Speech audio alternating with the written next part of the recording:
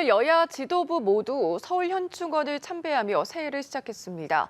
국민과 함께 새길을 열겠다고 했는데 각 당이 신년 메시지에 담은 의미는 조금씩 달랐습니다. 국회 취재기자 연결해서 자세한 내용 들어보겠습니다. 나경열 기자.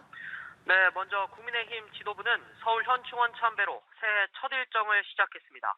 주호영 원내대표, 성일종 정책위의장 등이 참석했는데 정진석 비대위원장은 브라질 룰라 대통령 취임식 참석차 출국한 상태라 불참했습니다.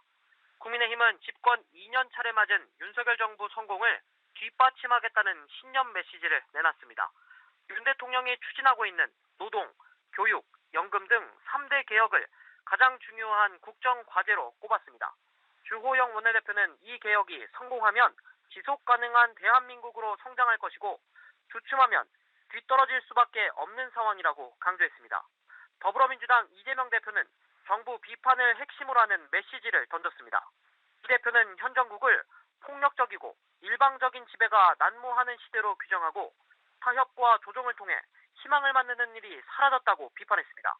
이후 민주당 지도부는 이태원 참사 희생자 합동 분향소를 찾아 유가족을 위로했고 오후엔 김해 봉하마을로 내려가 노무현 전 대통령 묘역을 참배합니다.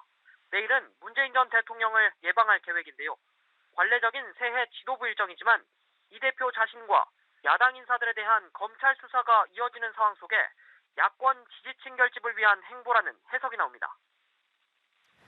네, 지난달 예산안 처리 과정 정말 쉽지 않았습니다. 강대강 대치가 이어졌기 때문인데 새해에는 여야가 협치하는 모습 기대해 볼 수 있을까요? 네, 협치하는 모습보다는 여야의 날카로운 대립이 새해에도 이어질 가능성이 높습니다. 이견이 뚜렷한 쟁점이 아직 많이 남아있기 때문인데요.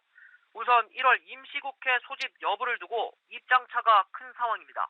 국민의힘은 오는 8일까지인 12월 임시회가 끝난 뒤 이재명 대표에 대한 검찰 소환조사 가능성이 있어서 1월 임시국회를 여는 건 이 대표를 위해 방탄국회를 만들겠다는 속셈으로 보고 있습니다. 반면 민주당은 안전운임제를 포함해 지난해 매듭짓지 못한 일몰법안 처리 등 국회가 해야 할 일을 하기 위해 임시회 소집은 불가피하다는 입장입니다. 오는 7일 끝나는 이태원 참사 국정조사 특위의 활동기간 연장도 또 하나의 쟁점입니다. 민주당은 국정조사 연장을 공식화한 반면에 국민의힘은 이번 주 청문회 기간이 남았다며 아직 공식 입장을 밝히지 않고 있지만 부정적 기류가 강합니다. 기간 연장 문제를 둔 여야 충돌은 이번 주 수요일 예정된 첫 번째 청문회를 앞두고 심화할 것으로 보입니다. 지금까지 국회에서 전해드렸습니다.